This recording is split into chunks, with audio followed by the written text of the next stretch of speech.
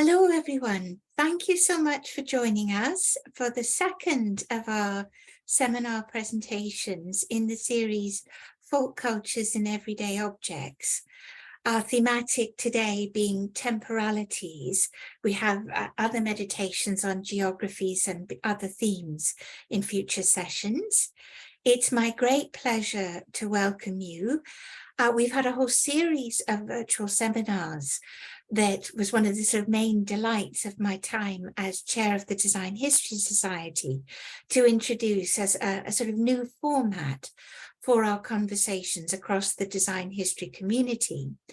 And this particular topic was proposed by our DHS ambassador, Wiktoria Kijowska, who is, I think, really imaginative in having suggested the idea of how folk cultures in everyday objects are a really important dimension of current design historical debates. And this is just a little moment to encourage you all to think about possible relationships with the society, whether you wish to apply to be an ambassador or a trustee or a student representative, or indeed to undertake applications for our grants, which support research, or indeed all of the opportunities to host an event of this kind, your own. So please do consider us for those ways of buttressing whatever wonderful work yourselves are doing. But as I say, this conversation today is the sort of next installment of our meditations on the way in which the idea of temporalities, the ways in which ideas of historicism and contemporaneity have deeply inflected the way in which we understand the complex dialogue between folk cultures and the everyday objects which inhabit our lives. So I'll just hand over to my colleague Wiktoria, who will be introducing you to all of our wonderful speakers. Hello, everyone, and a warm welcome to the second session of the Folk Cultures in Everyday Objects series. I should mention that there will be a Q&A session at the very end. So if you've got any questions or comments relating to the presentations, then just leave them in the chat box and we'll read them at the very end. So our first speaker today, well, the research has been done by two people, but one of them will share their research with us today. So could you go into the next slide, please? So it's Masilenio Peseye and Gaur Rashmi. Masilenio Peseye is currently pursuing her doctoral degree on the Naga folk studies from IIT Roorkee, India. Her area of research comprised Naga folklore studies and indigenous studies. And Gaur Rashmi is a professor in English. She teaches courses in communication, gender studies, and media studies at IIT Roorkee, India. She has published 4 books and more than 80 research papers in national and international journals. Her area of research includes post-colonial literature, diaspora studies, eco-criticism, comic studies, gender studies, and digital humanities. So I'll hand over to you, Masilenio. Thank you. Hello, everyone. Thank you so much, Wiktoria, for that introduction. Thank you so much for giving us this opportunity to present here at the Design History Society virtual seminar series. I will be presenting on behalf of us, and this study is part of my doctoral study, largely engaging with folk tales and how it can connect established identities. For this study, we will be discussing briefly about the Nagas from the Northeast India and how folk tales created a point of intersection between traditional ornaments with their artifactual identity and the cultural context designed.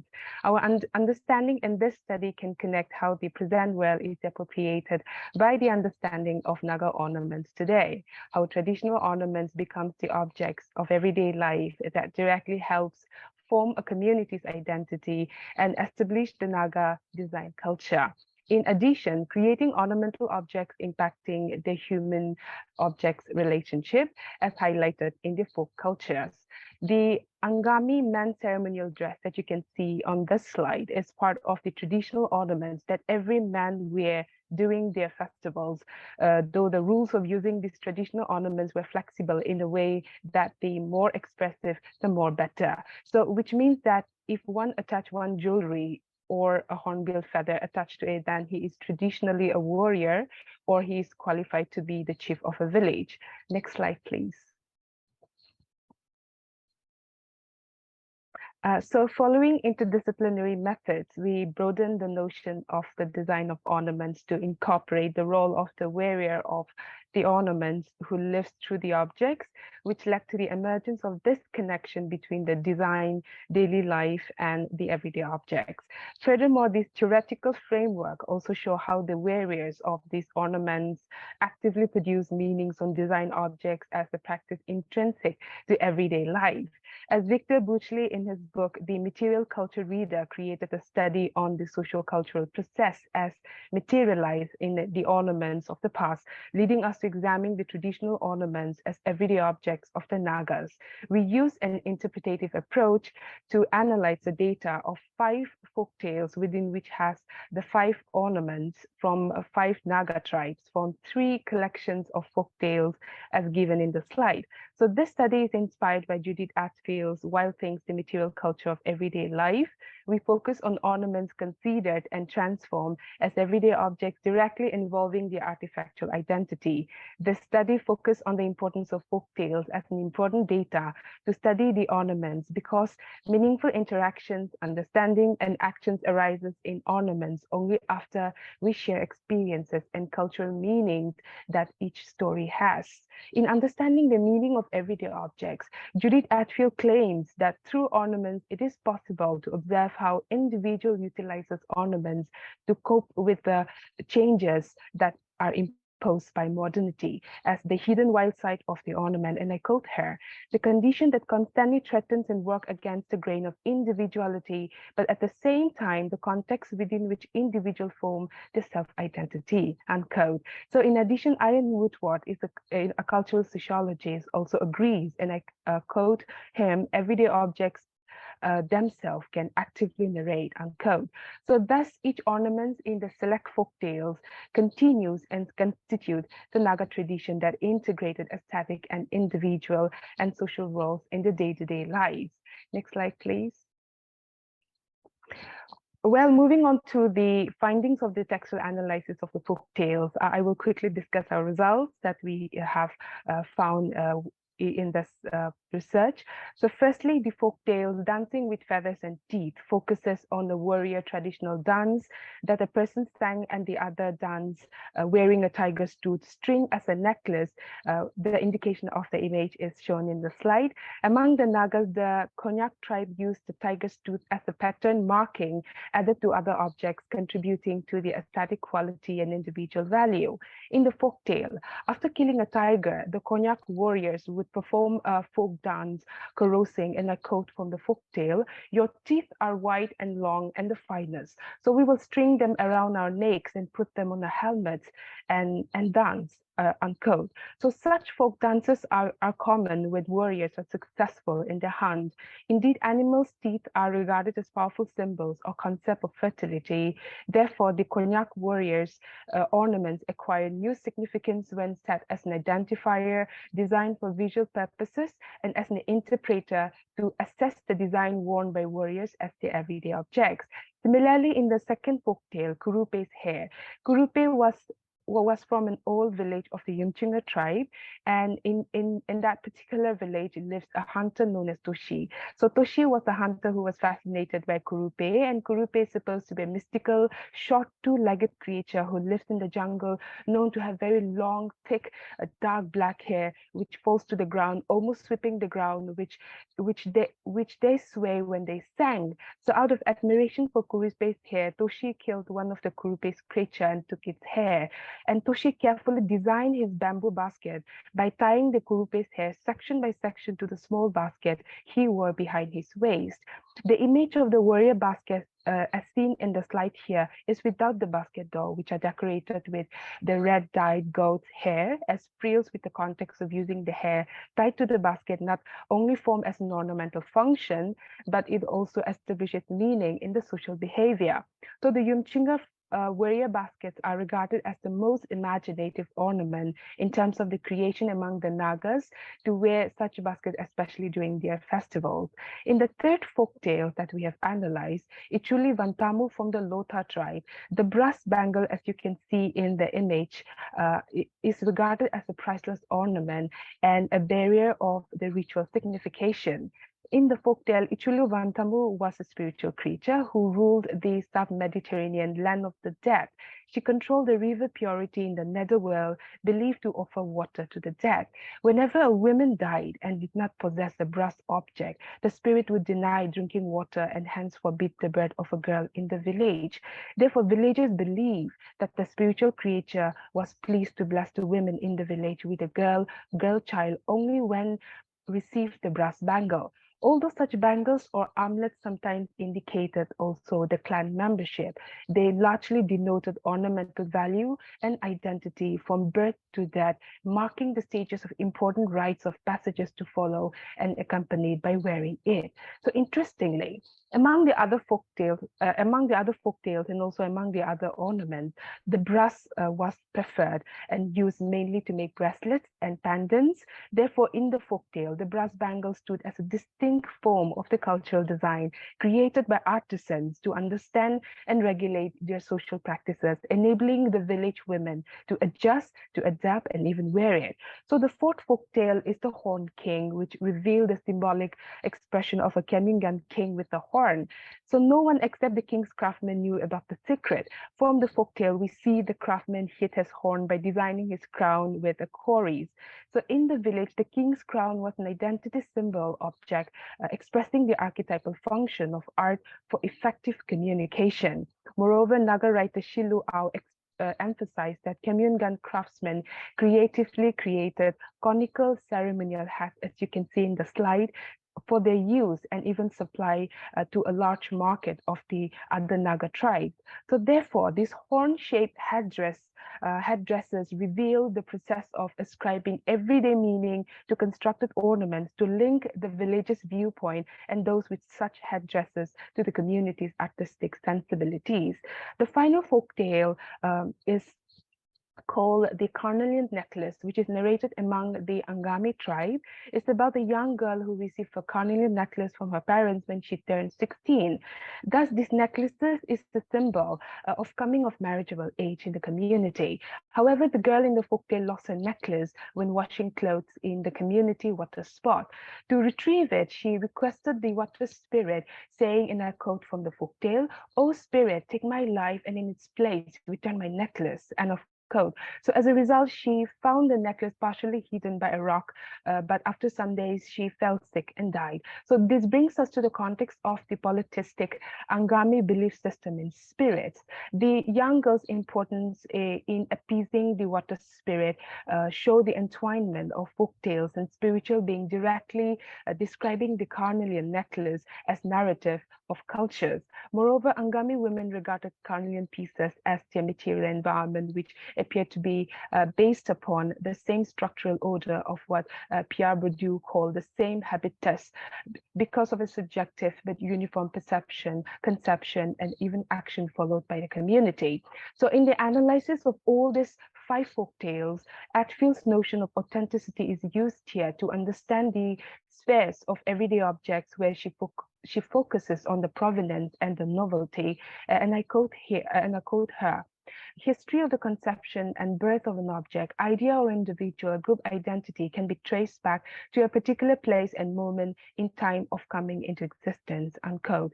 So in this way, the reproduction of this ornament can be believed as authentic and permanent because it offers both the maker and the wearer the cultures of the everyday link to tradition. It is appropriated by the understanding of the folk tales that the traditional ornaments can be directed towards new authentic objects such as as the tiger's tooth or a warrior basket or a headdress or a carnival necklace or a brass bangle. So which expanded the definition of the design among the Naga tribe who lived through these ornamental objects. And in conclusion, the study has also shown that the Naga ornaments in the folktales were intimately connected with the progress of with the notion of progress, because they constituted their whole lives of collecting the raw materials and constructing symbolic expressions and cultural representation. Folktales here contains the ornament meanings and their designs, and the Naga traditional ornaments mark the stages of a Naga life from birth to death. And when critically assessed, it can have an impact on the larger design of material culture. However, an understanding of the rhythm and duration of such tradition in the discussion of ornaments in folktales can also create a world of temporalities, an uncertain future, and the changing process of ornament, which comes with challenges from modernity. So the historian Matthew Champion, and I quote him, he says, traditional ornaments are moving towards a second strand in the historiography on time, an emphasis on the relationship between measurement, social form, and cultural form, expectation, and experiences of time, unquote. So this gives us a better understanding to folklore and the ornament culture as every object that has the capacity to create a world of temporality yet continuity. So this view embraces traditional ornament in folktale as a new kind of complexity yet to understand and will understand with time. So yeah, thank you so much. Thank you so much. That was really, really good. So if you've got any comments or questions about the presentation, just leave them in the chat box and then we'll look for them in a bit. So our next speaker is Katie Irani, and she is an LAHP funded final year PhD candidate in design history at the Royal College of Art and the V&A Museum in London, and an associate lecturer at the London College of Fashion. Her research explores the histories of the Indian Army in the First and Second World Wars. It interrogates the nature and function of material culture as a research category within design history, and considers the enunciations of bodiliness by Indian Army soldiers across shifting plural registers of materiality. She is a member of OPEN, a research initiative initiated at the London Royal College of Art that draws on the colonial methods to develop art and design practices with transformational capabilities, inclusive of emotional work, self-care, respect, and positionality. So I'll hand over to you now. Thank you so much, Wiktoria, and thank you to Claire for facilitating the discussion today, and thank you, Massey, for that fascinating discussion. So my presentation today examines specific worship practices that entangle object-based material cultures and various immaterialities. The latter include enunciations of bodiliness, like movement, and immaterial non-human agencies that may have no known fixed form. I focus today on these bodily practices associated with miniature Qurans given to the Indian Army soldiers in Europe in 1915.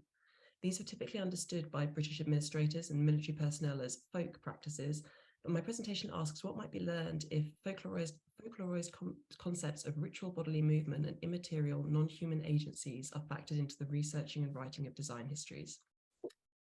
So histories of the early 20th century Indian Army give a great deal of attention to the arrangements made by British officials to accommodate differences in spiritual worldviews.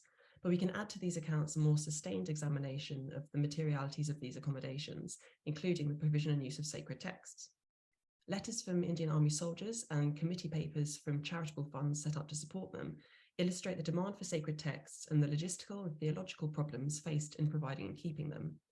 The result was a demand for miniaturized versions that could be kept on one's person even on the battlefield. Letters from Indian Army soldiers included multiple similar requests for, quote, a holy Quran, a very small one, which is kept in a locket, end quote. I've argued elsewhere that the request and production of miniature Qurans from national and international suppliers was not just a solution to distribution and storage issues, but can be situated in a much longer lineage of Islamic objects that I have described as amulet talismanic. Can I have the next slide, please, Claire? I've coined this term to capture the properties of these objects that refuse categorization as either protective amulets or auspicious talismans. Today, I would like to focus on another aspect of these objects, the practices that use the materialities of the body and of immaterial non-human agencies to activate the object's amulet talismanic potential. So the surviving miniaturized Qurans tend to fall into one of two typical designs. The first, on the next slide, please, Claire, likely procured through several Indian notables who were themselves practicing Muslims, comprise a single sheet of tissue-thin paper inscribed with the full contents of the Quran and folded repeatedly such that it could be held within a tiny metal case. The case, as you can just see here, is bookended with purple tassels, although different editions have different coloured tassels, one of which is straight and the other a closed loop, allowing the case to be tied to the body. The metal side protecting the opening of this case does not open. It's not hinged, and it seems to have been bent with the intention of keeping the text permanently inside. I've argued that this was deliberate. It's in keeping with the style of designed amulet talismanic objects that Quranic extracts or full texts were not intended for reading, but would rather be worn with the body. Other examples include fabric shirts inscribed with the full content of the Quran and seal designs on rings and stamps that included scriptural quotes. Turkish soldiers were also gifted copies of the Quran by the Ottoman Sultan following their losses at Gallipoli, which they hung around body parts that were hurting in pain. The Imperial War Museum holds a small cylindrical metal container which was worn on a chain by a Turkish soldier and likely held similar Quranic texts. As with the miniature Quran seen here, the intention was never to remove those texts and read them. Rather, these were channels through which to appeal to be the beneficiary of God's protection and power. So the second surviving design, next slide please Claire, was manufactured by Glasgow-based printer David Bryce & Sons. Bryce drew on an existing blueprint for the firm's miniaturized Bibles to produce Qurans as tiny bound books that were then enclosed within these metal cases. The case includes a circular magnifying glass embedded into the front of the case and a crescent-shaped lug at the top with which to attach the case to the body. Of the editions that I've seen, the miniature bound Quran is in mint condition, even where the cases are well worn. The bindings are uncreased, the gilt covers are immaculate, suggesting similarly that these were not read as texts. What draws these designs together is the bodily practices with which this amulet talismanic potential must be realized. In a letter from Alfred Ezra, who procured for hospitalized Indian army soldiers at least 3,000 David Bryce miniature Qurans, he writes that the Qurans have, quote, been a huge success, and nothing I have given the men have been appreciated half so much as these exquisite little books. On receiving one, the man will stand up, put the book over his head and touch each eye with it, and then kiss the book with reverence. They nearly all wear them round their necks and say that this protects them from all harm, end quote. Broader studies of similar objects and their activation in historic Islam help contextualize sources like this that describe the handling of miniaturized Qurans. Late Ottoman seals were often accompanied by manuals that offered explicit guidance on how best to realize the object's potential, using practices that were often intensely personal and foregrounded the bodiliness of the user. A prayer book from 1877, for example, notes, quote, whoever rubs the seal on his face morning and night will be absolved from 80 years of sins, and whoever looks at the seal in the beginning of the month will be safe from all misfortune, end quote. A similar text from the same period asks users to, quote, gaze upon the seal of prophecy on a scroll and wipe it on his face every Friday while asking for God's forgiveness, carry it on him at all times and rub it on his face and eyes. What emerges here is an entanglement of object, bodiliness, and the divine at the point of activation. The object's amulet talismanic potential is realized in an intensely personal and tactile way through movement of the text and touch beyond just wearing. Material signs of such devotional touch can be seen across examples of the David Bryce designs through tarnishing patterns on the cases that held otherwise intact Quranic scripts. Now, the next slide, please, Claire.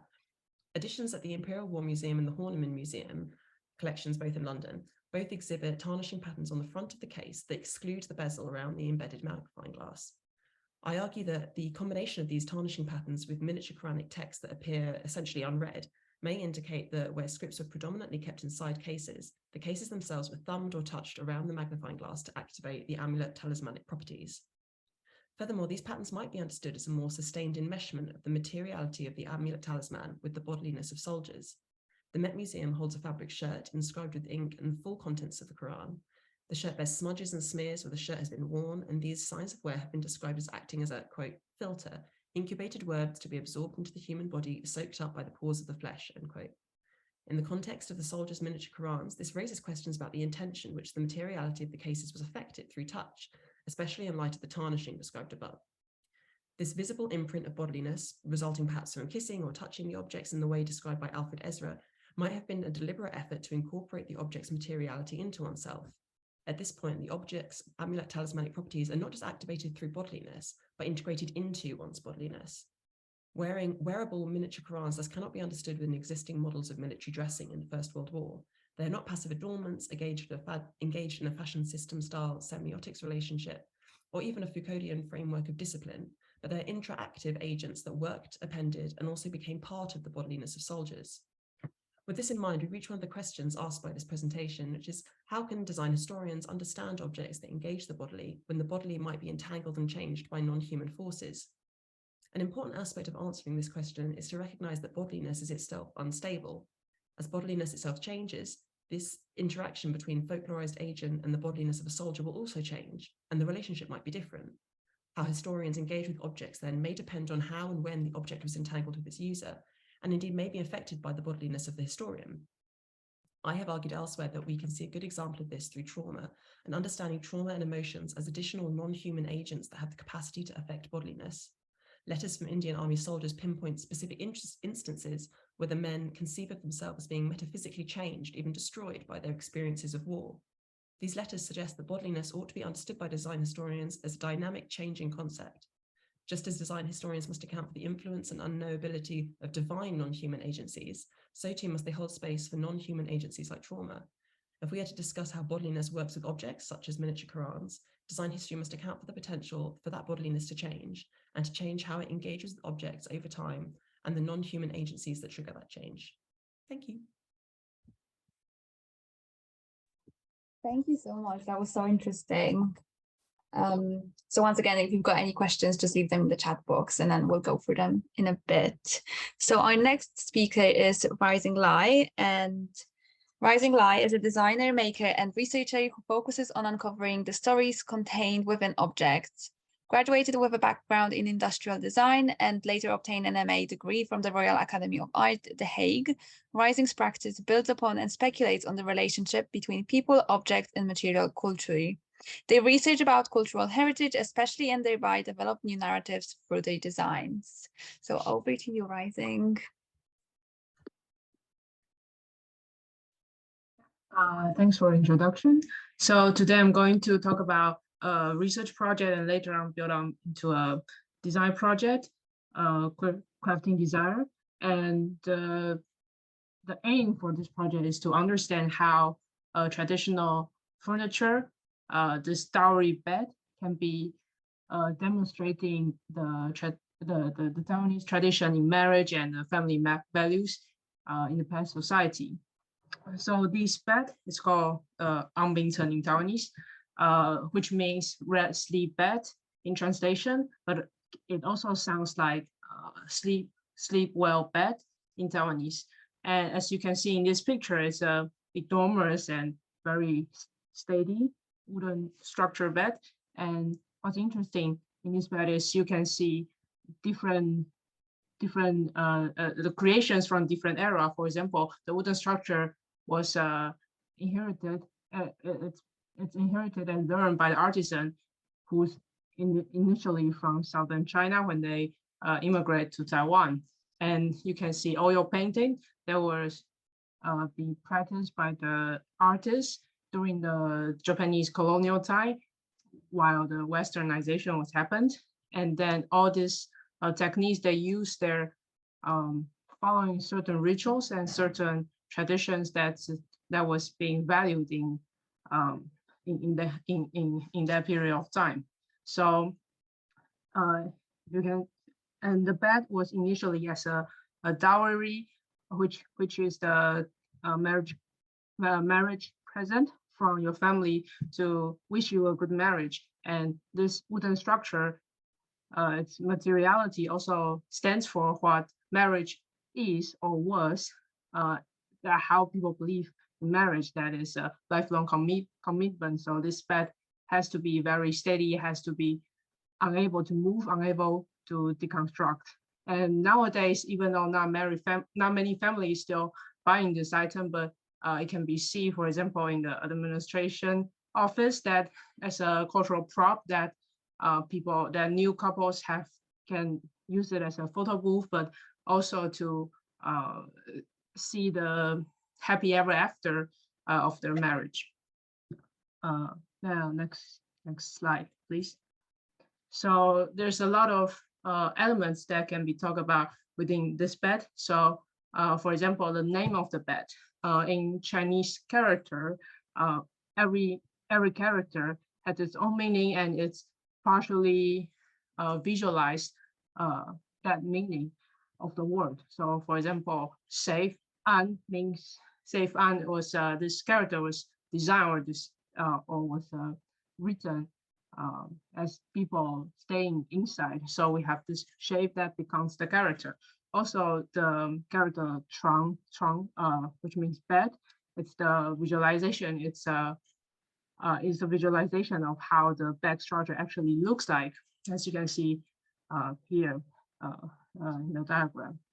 So that's the first part. So even with the name itself, it contains a lot of things that not only the habit that was adapted to use this object, but also what this object function. And on the other hand, in the past, the woman has to sleep inside and the man sleep outside. It's come from folk saying that we say in Chinese, in Mandarin Chinese, we say 男主外女主内, which means woman master inside in household environment and man is the one who go outside. And also so this bed is compared to the modern bed frame. It's slightly, it's a bit small. The deep is only 100 centimeters.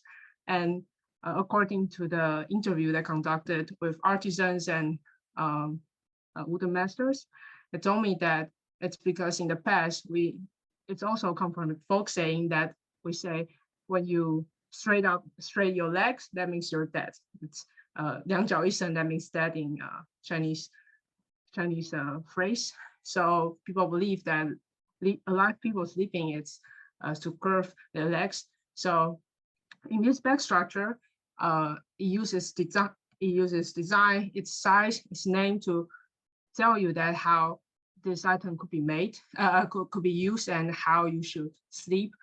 You sleep safe and you have to sleep right. Next slide, please.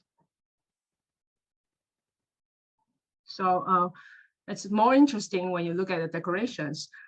Every decorations come from the tales or folk sayings, and it's passing down certain ideologies that and in the past society, people believe, what people wanted to educate their children, or what they wish you to have in your life. So for example, so I'll talk about the language. For example, the first one on the top is a crane bird, and in Chinese it's he, and in Chinese the crane bird it's called he, and it sounds similarly in Taiwanese, the meaning of good. So you can see this multi-bilingualism also being playing around by the artisan to create subtle, to create craft.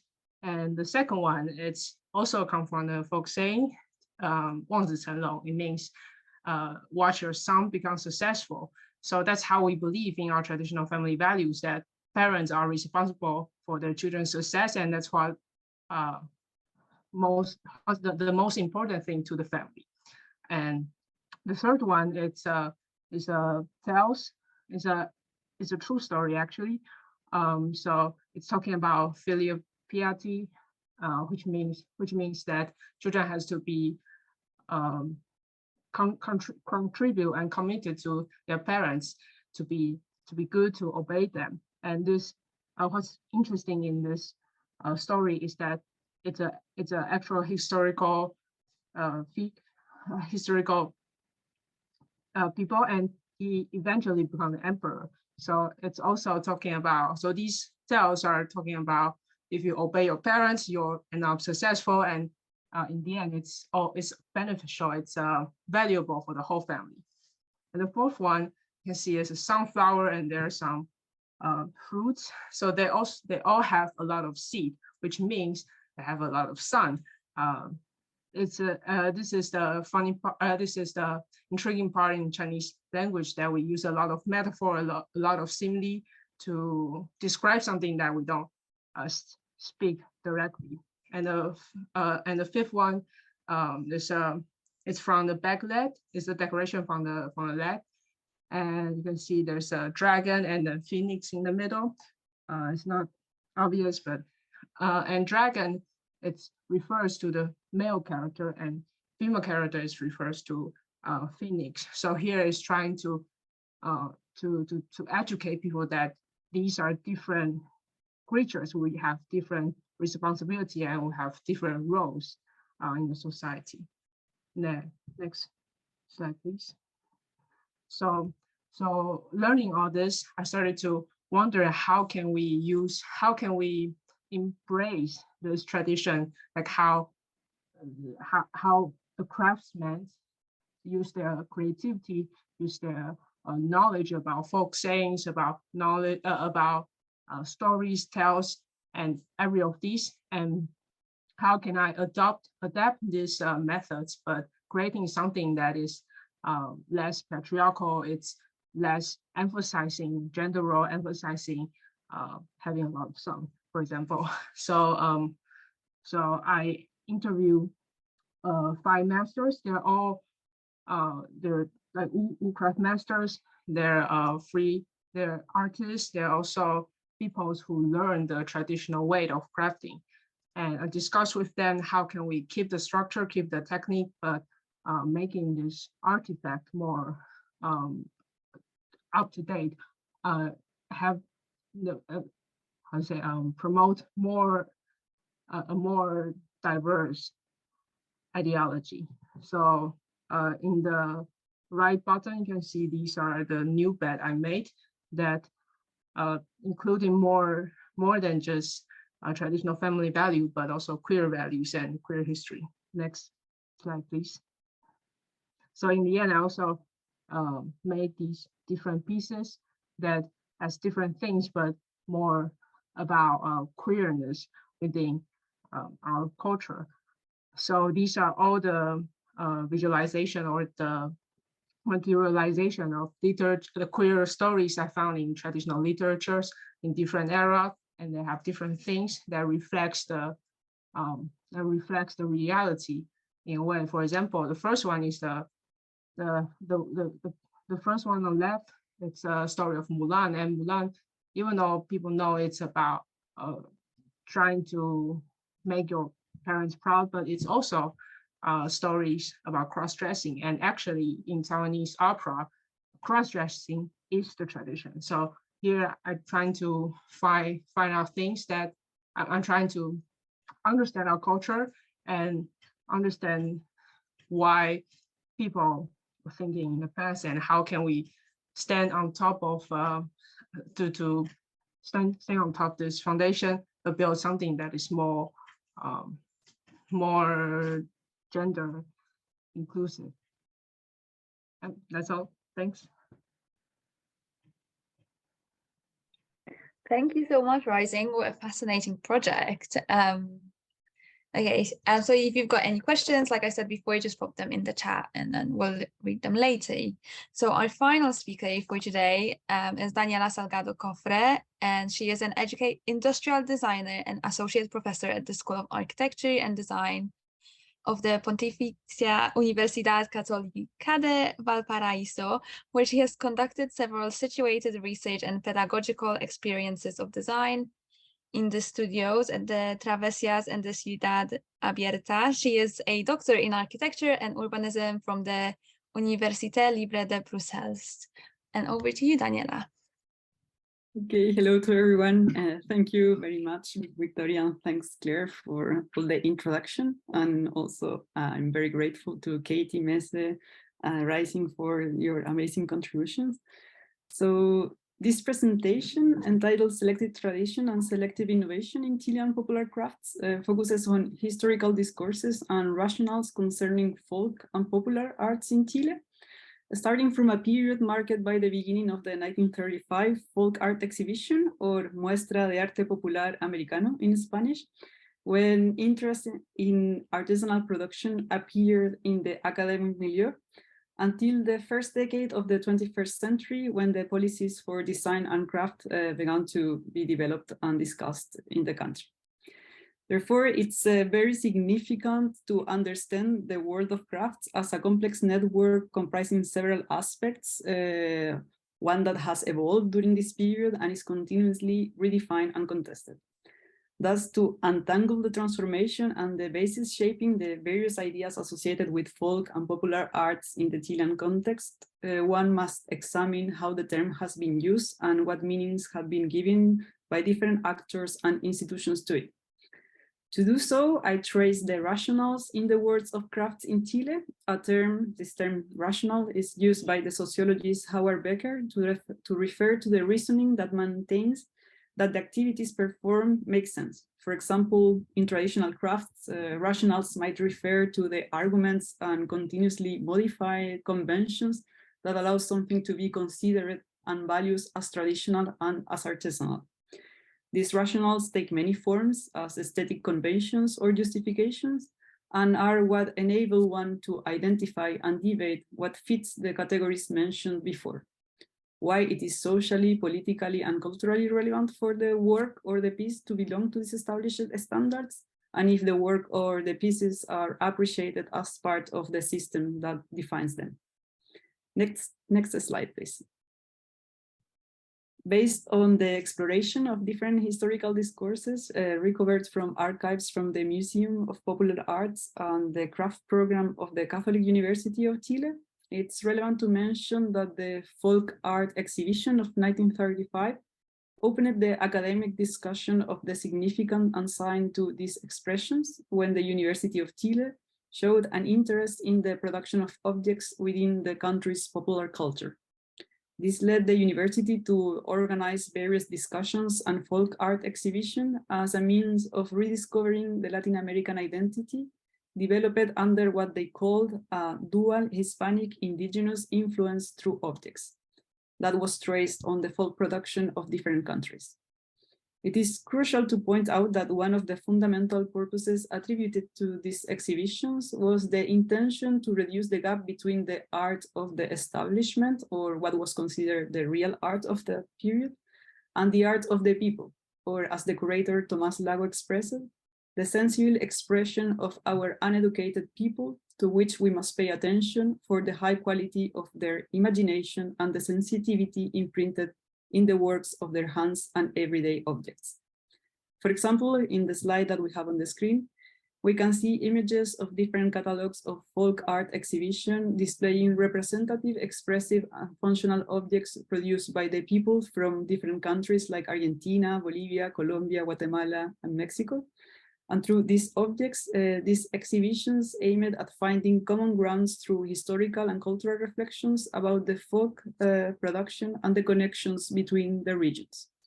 So this period represents a moment of foundation of the institutional and political visions of the folkloric associated with national and continental identity. However, these visions, as we will see, were soon fragmented and also redefined.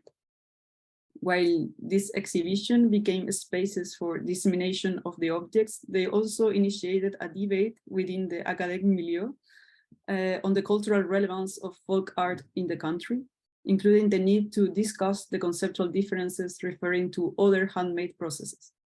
The folk, considered as the lord of the people, became diffuse and contested, since the objects that were developed by the urban people did not remain in the same romantic sphere of those objects produced by those in the rural milieu.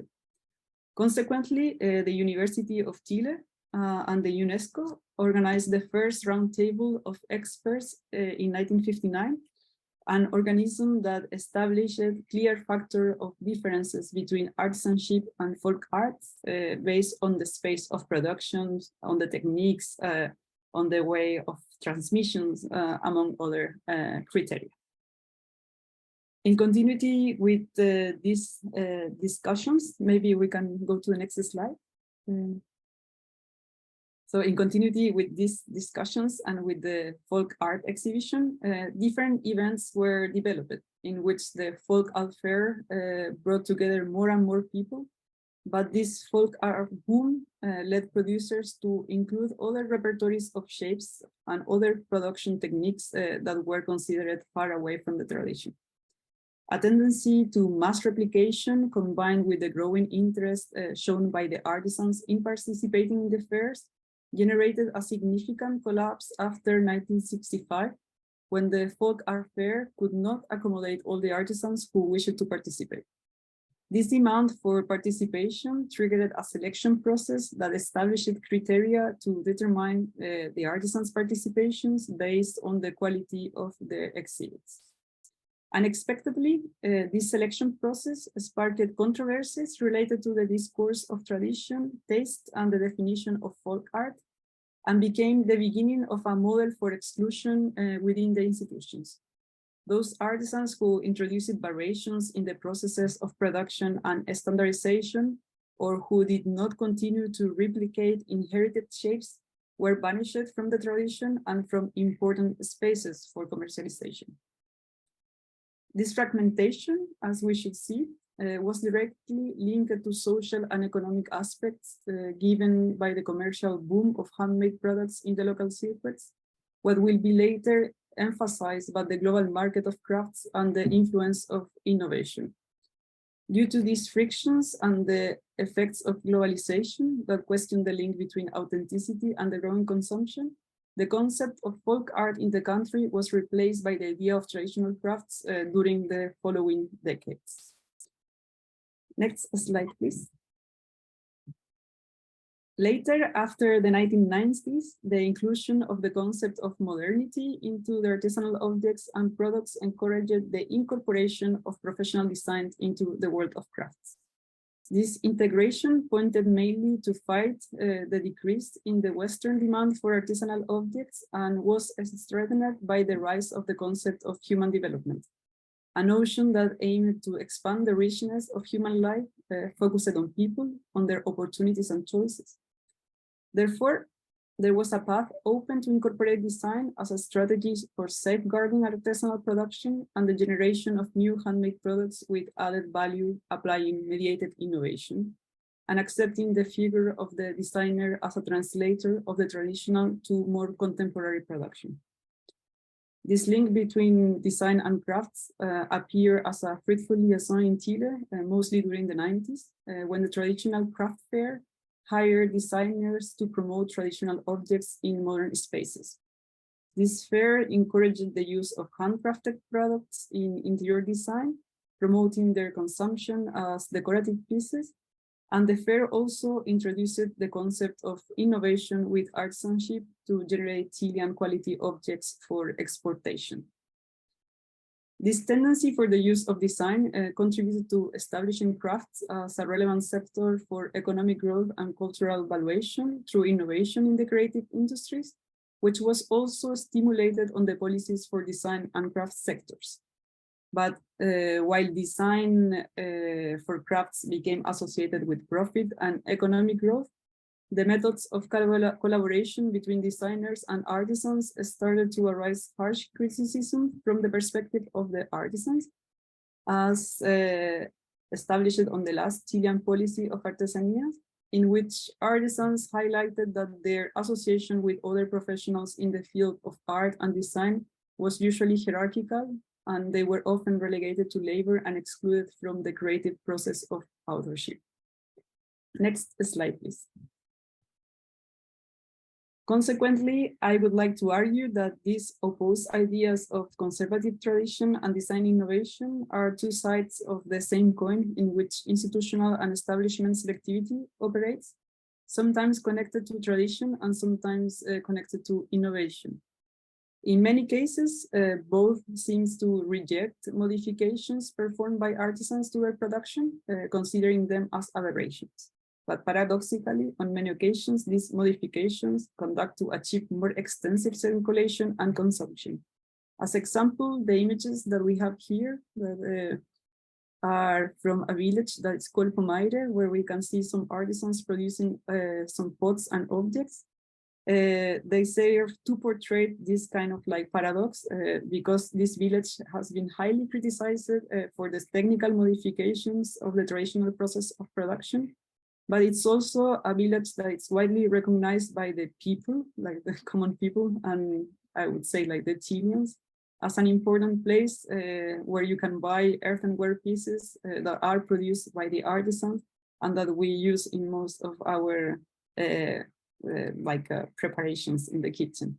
So these images also illustrate how the folk, the popular, and the artisanal categories are continuously redefined as much as the objects are redefined, which seems necessary when achieving continuity in their everyday use. So thank you very much.